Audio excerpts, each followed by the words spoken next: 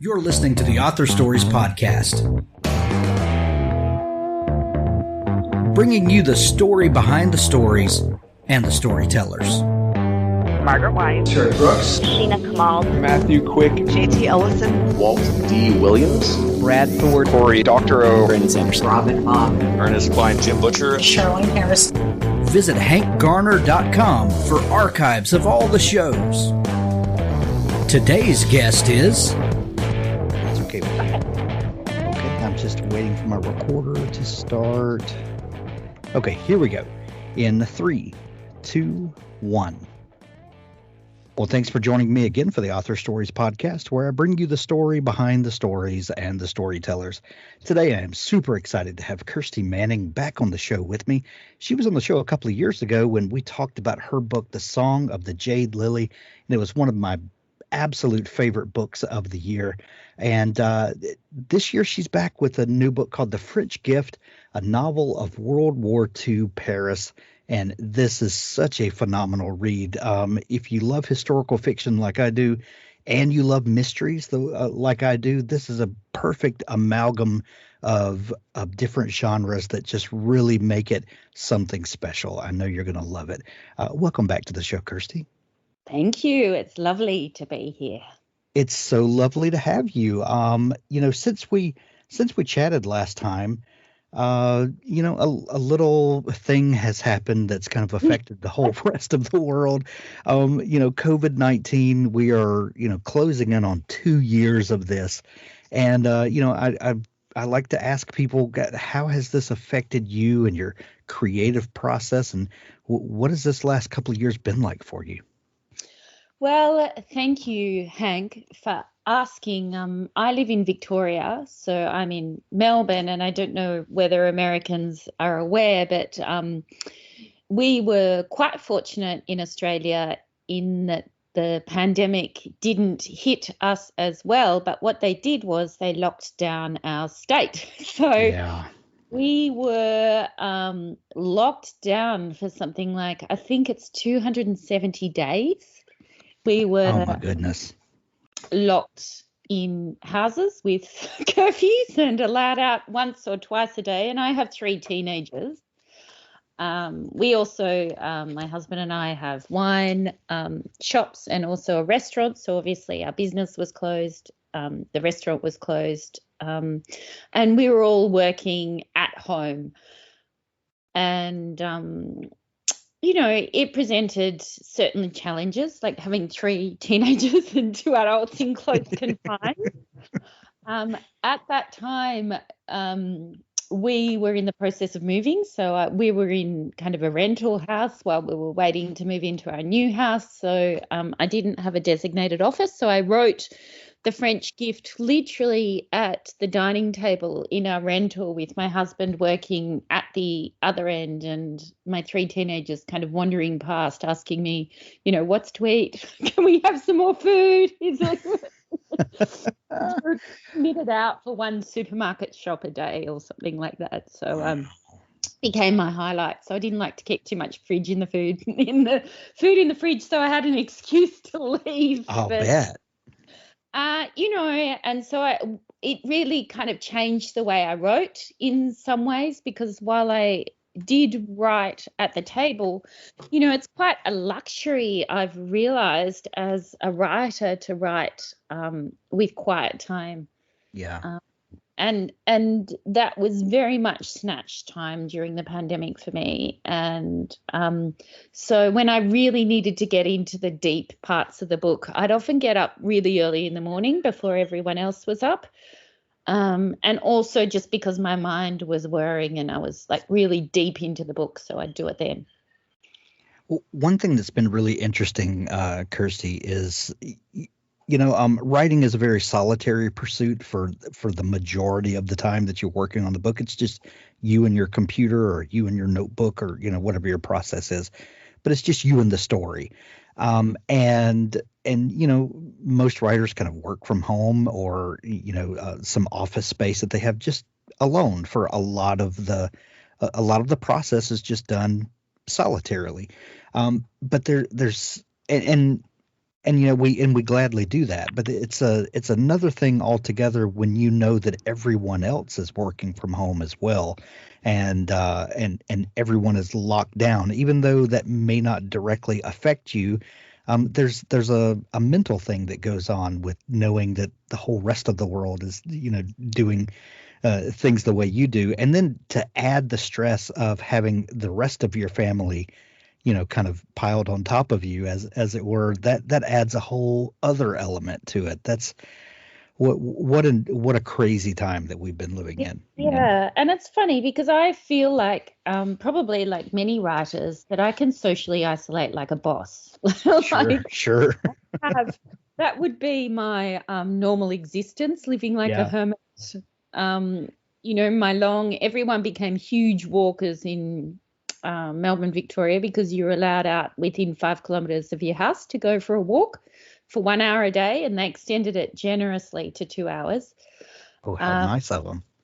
How lovely. And so that really became walking has always been my way. Like my kids will often say that well, actually, I'll tell you a funny story. My husband rows. I think you call it crew over there in America. Sure. Yeah. So I often walk beside the river, and my husband rows with his crew, and he said he was laughing because he was walking along. He was rowing past me, and I was walking the dog, and he said the dog was going nuts because he'd called out and recognized his voice. He said, but I didn't realize at all that he was there and paid no heed to him. And he said, you were just walking along making hand gestures, talking like crazy to yourself, oblivious to the fact the dog knew I was there, but you didn't know I was there. I was rowing past right beside you, and you paid no heed to me. And I do, when I'm on these walks, I'm kind of practicing dialogue, I'm mashing out a scene. It's amazing because sometimes you really get into your characters, and I'm not so mad that I believe that my characters are actually exist or they take on their own personalities, but I do kind of test a lot of dialogue out loud or run a conversation through my head, or out loud as it turns out, I've realized, to see how it lands and see what it sounds like. And I find that ritual of being in motion. I swim a lot too in the ocean. I do ocean swimming, and it's really where I get a lot of my big thoughts out. I do a lot of my writing not at the keyboard. I seem to kind of get it out in my head, and then it all just kind of runs out on the page finally when I get to the page.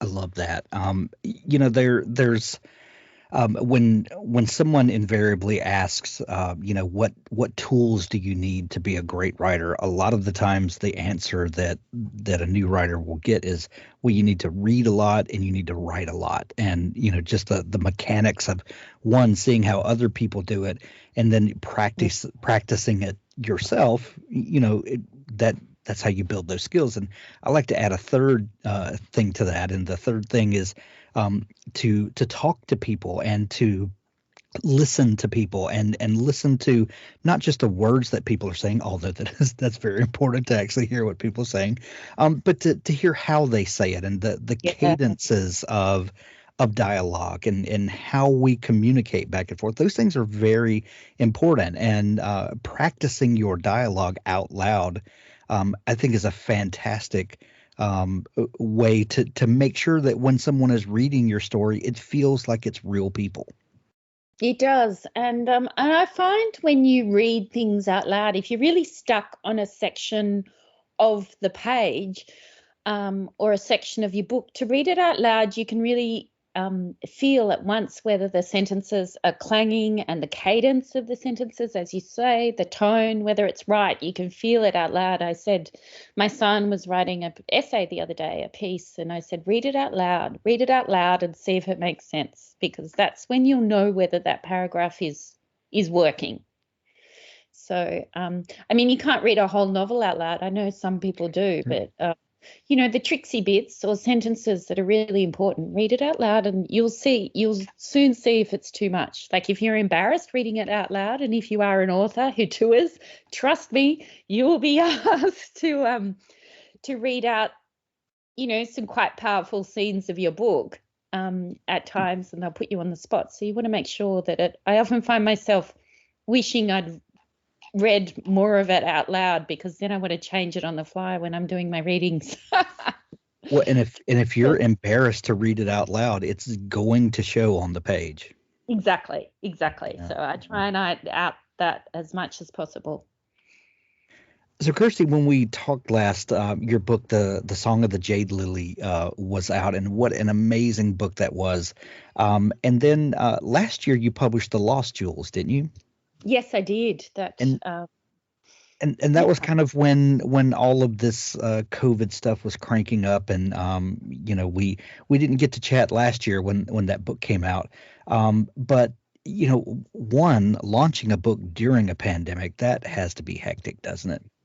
Yeah, I mean, I just remember feeling quite nauseous when because my book came out in Australia just when the first lockdown happened, so all the bookshops closed.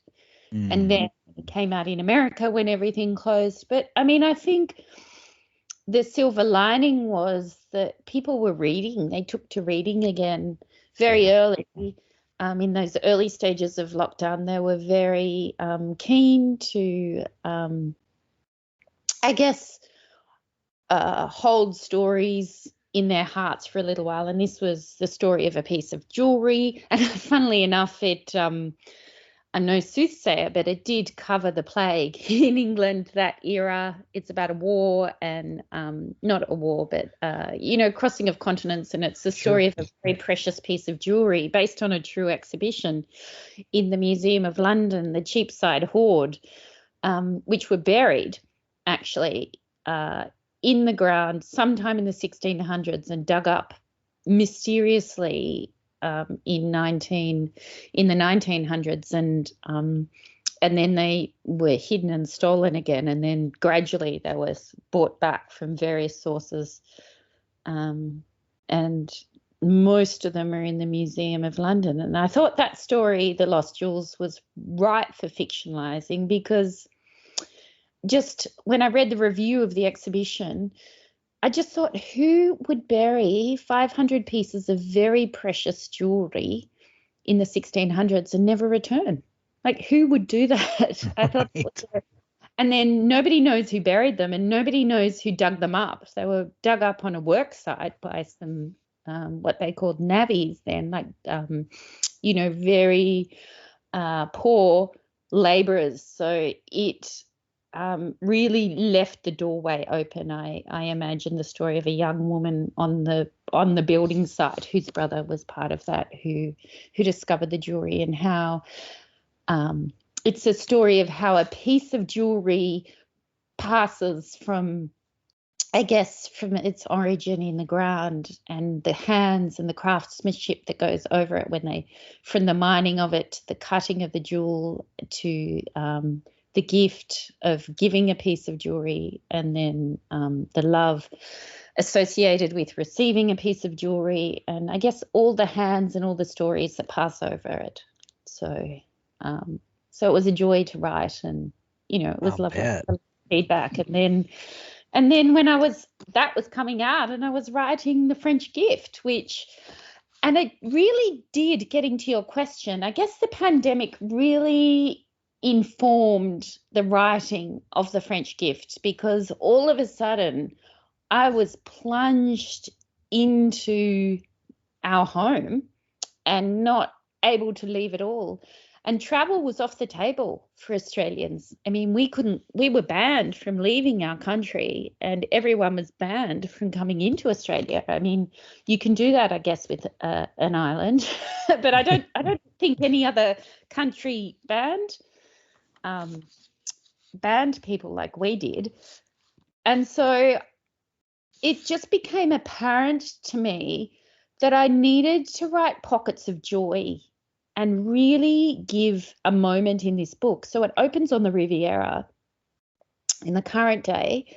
It opens with a historical scene that I'll get to in a moment, but I wanted to imagine a family villa on the Riviera and give people that feeling of, the salty breeze and the warm sun against the pink hue of the stone of the buildings and the warm salty breads and the sweet pastries and the rosé, the wine, the beautiful wine that they have, and that kind of last sigh of summer in Provence and along the Riviera. I wanted to give people some of the magic of that joy, and and the book actually opens with a grand party in the Riviera at one of the top villas, and there had been a murder party planned. And this is actually true. I read a reference book. I read a lot of memoirs, and in this particular memoir, I read a story of a very wealthy aristocratic family that threw a party and arranged for one of the guests to pretend she'd been murdered. And then she'd arrange for the local constabulary to arrive and interview all the dinner party guests. And can you imagine? They must have been absolutely terrified. So we've got, right. A swimming pool filled with Krug champagne outside. There's waiters everywhere. Everyone's in tuxedos and shimmery. It's in the late 1930s. They're in these spectacular dresses dripping with diamonds and jewelry and silk and satin that kind of hug the body a bit, and very strappy dresses, very elegant, and to imagine a murder. So I just thought that was a beautiful way to begin a book. I thought, I'll take that and I'll use that in a novel, and imagine if that goes wrong. So, I don't want to give away anything, but it's the fun in the planning, but I wanted to give someone that decadent kind of over-the-top party scene, and open the book with a kind of Agatha Christie-esque vibe, a decadent party, a country house, lockdown guests, a kind of whodunit feel. But of course, that's not the bulk of the story. It is. So there is Margot, one of my characters, who's a maid at this party, and she is a witness to the events that unfolded. And of course, then there is the story of Joséphine, who was a resistance fighter in Paris, and that is actually based on a true story of Agnès Humbert, who was the French resistance was a very informal organization in its early stages. It was more groups of very clever and very brave people working under clandestine circumstances. And they printed a lot of propaganda, I guess, and information, and they smuggled their men out of Paris. They did all sorts of things, and they got maps of where munitions were stored, German munitions were stored. And Agnes ran these clandestine programs in Paris, and she was quite sassy and funny and very brave, but she was arrested by the Gestapo, and she was actually sent to a work camp under the German program Night and Nebel, which is under the cover of darkness. They were shipped to Germany and put in the free rayon factory. And I had never heard, I've studied a lot of World War II history, and I'd never heard of all the women who were sent to work in the rayon factories. And actually, when the French Department of Defense, in my source materials, did an investigation of all the concentration camps across Germany, they declared the Free Rayon factory as the most murderous.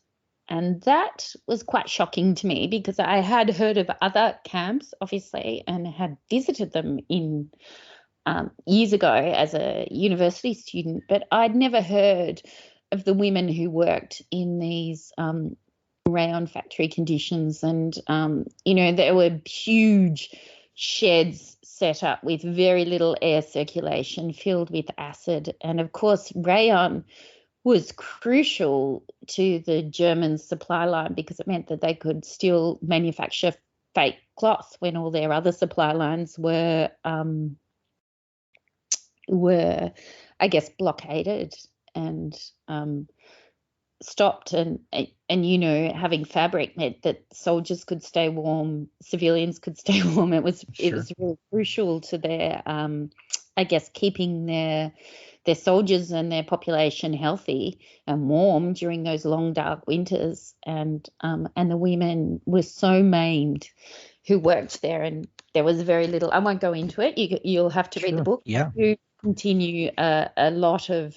I have a lot of resources at the back for any readers that are interested. But the friendships that formed between these women who kept themselves going were remarkable, and so I wanted to show the friendship that unfolds between Margot, this French maid, and Joséphine, this a resistance worker who became very close friends.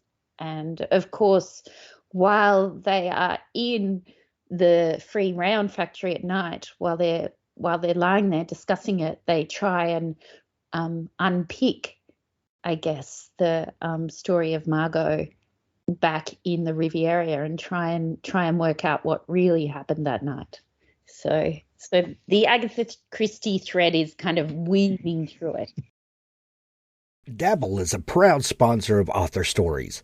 Dabble is an easy-to-use, cloud-based writing tool that gives writers a way to organize, plot, and create amazing stories wherever they are.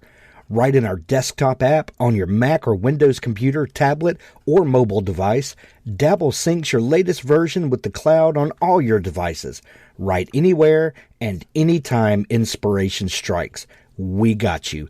Dabble is my preferred writing tool, and I think it will be yours as well. Visit dabblewriter.com for your free trial.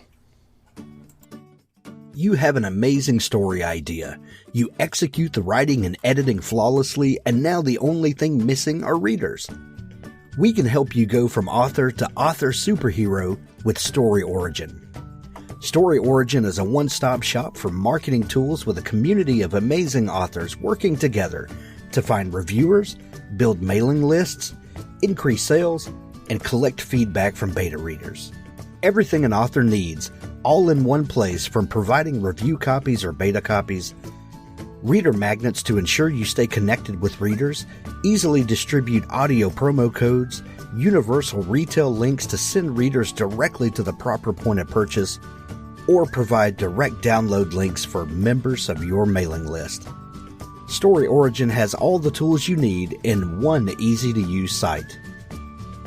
Use the promo code ASP21 at checkout when subscribing to the yearly plan, and you will get 10% off your first year. This code will expire December 31st, so hurry over and subscribe now. StoryOriginApp.com. I love it. And that's one of my favorite things of the book is that it is this mystery that you tease out all through the book. I love that. That really elevates the story to another level. And you touched on this a little bit earlier, Kirsty, about the origins of this story. And I want to ask you, when you're first working on a book, when the book first is birthed, when it first comes alive, what is the first thing that you're usually looking at? Is it a character, and then you're kind of putting that character in situations to see how she might behave? Is it, since you write historical fiction, are you looking at historical events and then trying to figure out kind of what characters might do around this event? Or is it, like you sort of alluded to earlier, that you, especially in this book, began with more of a feeling of an Agatha Christie type setting and more of a mood that you wanted to get across, and then the story kind of comes alive out of that mood? What is that the birth process of the book like for you? Oh, that's a very good question. So for The French Gift, it was very much marrying these two, I guess, source materials that I had extensively researched. So it was the story of the extravagant parties in the Riviera just before the Second World War, And I enjoyed having a bit of a play because, of course, you know, the guests, the British guests, I had Churchill there as a guest, Winston Churchill, of course, who was saying, you know, we need to watch the Boches, as they called them, the Germans. They're gathering force, and Chamberlain, the British Prime Minister, of course, was batting them away, saying it's not an issue, there's not going to be another war, because, of course, they'd had the Great War, the First World War. Sure. And nobody was thinking that you would possibly go into that horror again. So and in France, they had particularly the wealthy, had really escaped that recession that had hit other parts of the world. I mean, Germany was on its knees. Australia was certainly deep in recession, and America, but you know, France was carrying on very nicely. they were having big champagne parties, and I just thought, so I thought, let's capture that moment, that blissful, decadent ignorance, and ramp it up and try and do Agatha Christie. And then I'd read The Free Round Factory, and I thought, I really want to tell the story of a journalist and the resistance thread through Paris and the story of The Free Round Factory. And I remember when I pitched The French Gift to my agent, she was like, whoa, this is a lot. This is a lot of eras. And then, of course, there's the contemporary story of Eve, who has lost her husband and has come back to the French Riviera to kind of compile the materials for Joséphine, her husband's great aunt, because they're going to do a retrospective of her book, of her. Joséphine actually, I should say, survived, obviously, the Free Round Factory, and she went on and became like a very famous writer. And she became a very famous mystery writer. So, you know, it's stories within a story. So, you know, there's snippets of her interviews talking about crime writing. And so, you know, I'm kind of twisting that Agatha Christie thing the whole way through. Yeah. And she's she's an international bestseller. I was probably projecting there. And with mysteries, and you know, it was just, those little bits were fun to write. And then, of course, it's the story of Evie coming back and kind of reconciling the loss of her husband and looking back on Josephine's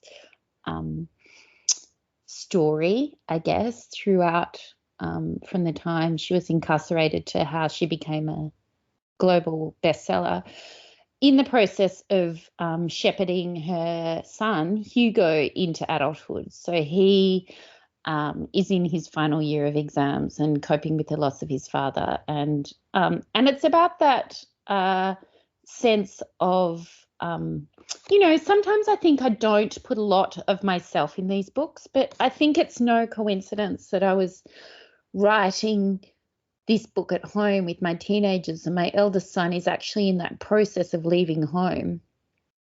And so I guess it's that I was writing this kind of book, this ode to myself. It's a book about female friendship. It's a book about strength and resilience and being capable of far more than you thought you were. And it's a book about second chances and fresh starts, but it's also a book about motherhood and mothers and sons, and, you know, that kind of raw feeling of intense grief, but also pride as your son kind of tears away from you and goes into the world, as they should. Absolutely. He was like, oh, you're not putting me in the book, are you? I said, no, it's you. It's not you. Got no resemblance to you. He's not doing your subject. But that's so funny. But, you know, motherhood is well, parenthood, not strictly motherhood. In my case, I've written Evie, obviously, is a mother. And I guess, you know, those threads of parenthood those ties, the loosening of those ties as your child up and leaves and becomes a man. It's about, how you negotiate that. And, it's a beautiful and crazy and sad time. Magic and sad all at once. But it has to be done. I have to ask you this. Writing historical fiction, right there in the title of the genre, we're kind of at conflict or have the the possibility of conflict, that this is based on true events. There are sort of tent poles or anchors that place the story in a real historical context, yet it's fiction. Some of the details around the story are dreamt up or embellished or whatever. And I would think that navigating those waters would has the possibility of being treacherous, because there are some readers of historical fiction that will let you know very quickly if you get some of the historical facts wrong. Yet everyone wants a great engaging story around that. So because you do write historical fiction, do you find it makes it easier because you do have a framework to work within? Or sometimes do you think it would be easier if you didn't have the restraints of reality or real history to kind of dictate how the story goes? Look, great question again. I think when you do go into the kinds of stories that I tell in historical fiction, you particularly with the Jade Lily, which is about the Jewish refugees in Shanghai, and now again with the story of the women in the free rayon factory, I think you have to be very careful that you are paying homage to real people's stories and very aware that this is a life that people actually lived, and this is a life that relatives and family members will read and look at. And so you have to kind of I certainly approach the story as an outsider. I kind of read all the resource material, and then I go into reading memoirs of people who were through it. So I read first-person accounts, and Agnes Humbert's was very close first-person account.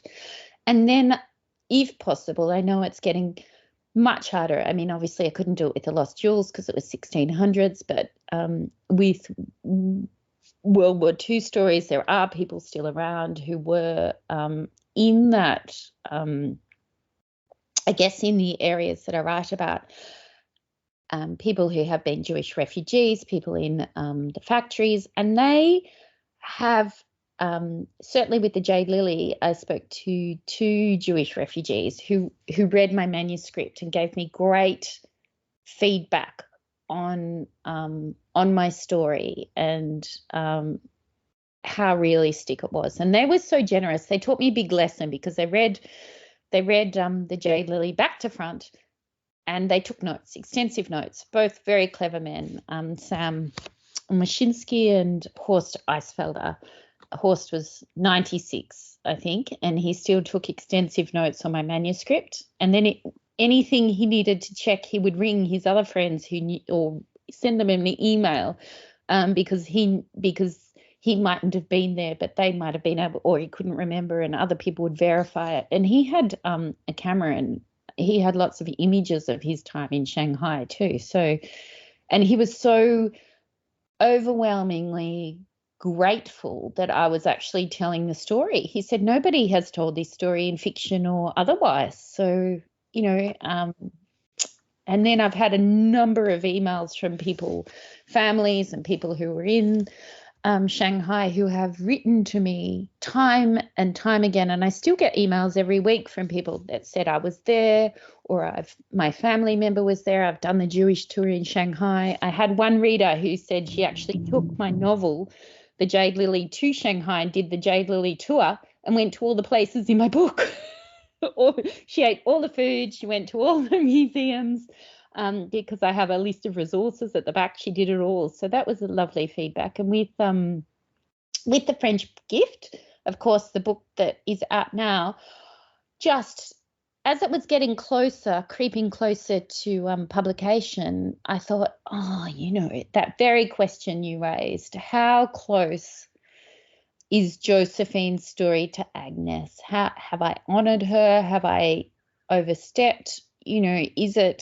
What is that line? Because Joséphine is very much a fictional character, but I really wanted to, be accurate about the conditions of the Free Rayon factory and the friendships. And actually my publishers, the bits that were very, very true, my publishers said, no, this is too much. This is unrealistic. You've got to take it out of the book. And I was like, they're real hits. Because I think human nature and sometimes life is crazier than fiction. So there were a few things that happened. Like there was one scene that she doesn't do it now, but actually I should remember if it's in the book. I think it got taken out, but there was a scene where Joséphine goes into the stairwell and there is a guard and she clenches a fist and it's kind of trying to see whether he's a member of the resistance or a sympathizer, and it's a huge. And my publisher said she wouldn't have done that. That's just a huge risk. That's too kind of ballsy for her to do, a prisoner to do.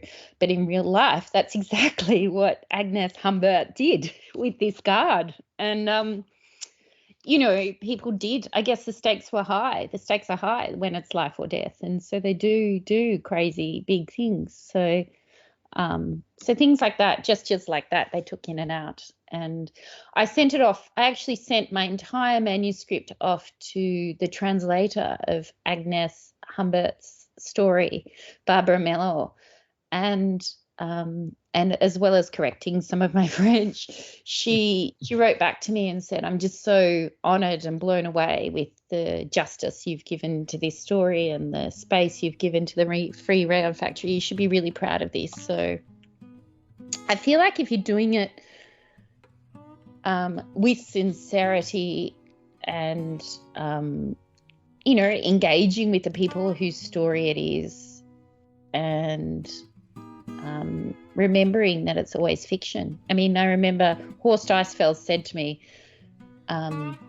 with the Jade Lily, I said, was this cafe exactly like this, or would that have happened? He put his pen down and he sat back in his chair and he goes, Kirsty, it is fiction. It is your book.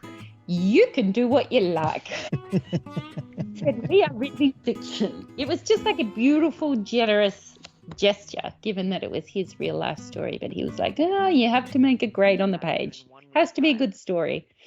So amazing. And what a great story it is. The French Gift is available everywhere now. When you're hearing this, we're going to have links to it in the show notes where you can grab it in Kindle edition or if you want to hold the paper in your hand and then proudly display it on your bookshelf when you're finished with it, or audiobook, however you consume books, you can grab it today. Kirsty, if people are just discovering you and want to dig into all the great stuff that you do, where can they find you and connect with you online? They can find me on my website. There's a link to email me. I love, love, love hearing from my readers. So it's kirstymanning.com. They can find me on Instagram, Kirsty Manning AU, and they can find me on my Facebook page, Kirsty Manning Author or Kirsty Manning Writer. Excellent. We're going to send everyone to pick up their copy of The French Gift. And I love this book so much, Kirsty. It's amazing. We're recommending it to everyone for this gift giving season, Christmas or whatever you celebrate. This is a perfect gift. Thank you so much, Kirsty, for coming back on the show and sharing some time with us. Thank you, Hank. It's just been a real treat to be back online and to be speaking to you and my American readers. It's fantastic. Now stay tuned for an audiobook excerpt from Richard Gleaves' The Jason Crane series. I was 10 years old when I saw my first ghost. The year was 1770. My father was a barber. He kept a small shop at the Kuenhoven Inn, where the King's Road met the Old Loop. Our modest home lay to the north, between the inn and the hanging tree. A simple box of pine boards whitewashed with crushed oyster shell, one room with a spinning wheel for mother, a chair for father, and up a ladder of branches, a garret where my parents slept. I slept on the floor below, alongside my little brother, Hans, 5 years younger than I. Our floor sloped toward the Hudson, so that when Hans rolled over in his sleep, he often went on rolling and couldn't stop, collecting splinters and grievances. Yet on this particular night, he slept peacefully, and I was the fitful one. A mouse had taken shelter in our wall, fleeing the October chill. It scritched and scratched, nibbling a nest for itself. The sound thrilled me. I possessed a vivid mind, full of toadstools and bullfrogs and lightning storms, and so imagined a skeleton writhed in the wood. The bones of Anne Underhill, perhaps, murdered by Indians at Spook Rock. I'd heard that tale from my father, who reveled in the Dutch superstitions. He would gather us to fireside on winter nights and spin tales of the Heer of Dunderberg, that storm king who rattled our white windows, of the Lady of Raven Rock, who died in snowfall, pining for her lover, of trolls beneath the penny bridge and hobgoblins in the hanging tree. He'd filled my head with such dark romance that I lay waiting for Anne's little finger bones to drag me off to some bloody fate. I rather hoped she would. A cloud cleared the moon, and a square of light fell on my mother's spinning wheel. The sharp spindle glinted, and the wheel began to turn, without touch. A figure appeared before me, as through a mist, a grey head bent to the work. She fixed me with eyes black as open graves and whispered in a low, guttural hiss, "Spin, or you shall not eat." I cried out and fell to my pallet, arms over my head. Hans awoke, lost his balance, and rolled away, bleating with pain as he struck the riverside wall. Father emerged above. "Agatha, what is wrong?" "There's a ghost, Papa. A ghost! Help me!" Hans laughed despite his bruises, and Mother moaned and ordered us to sleep. But Papa descended and took my hands, his blue eyes twinkling. "What did you see?" "An old woman. She said, 'Spin, or you shall not eat.'" "Oh!" He raised a candle beneath his chin. "You saw old Willow. She lived here long ago, when this was the home of Isaac Hart, our candlemaker. Her husband was killed by savages. Hart took her in at the request of Lord Phillips, who paid a token sum for her upkeep. But Hart was greedy, and kept the money for himself. He never fed her unless she spun. So Willow spun and spun and spun, like a spider, year by year, growing old and blind and falling to waste. She died at that spinning wheel, fell over one day, and the spindle pierced her heart." Hans screamed and hid beneath the table. Mother appeared above. "Daniel Van Ripper, you are a fool." I kissed Papa's fingers, for I loathed that spinning wheel. I'd be no toothless ghost spinning and haunting little girls. I felt pity for such a spirit and gratitude to have her example before me, steeling my resolve. Every night thereafter, I would leave a crust of bread for old Willow and sleep with one eye open, in case she came to spin for me again.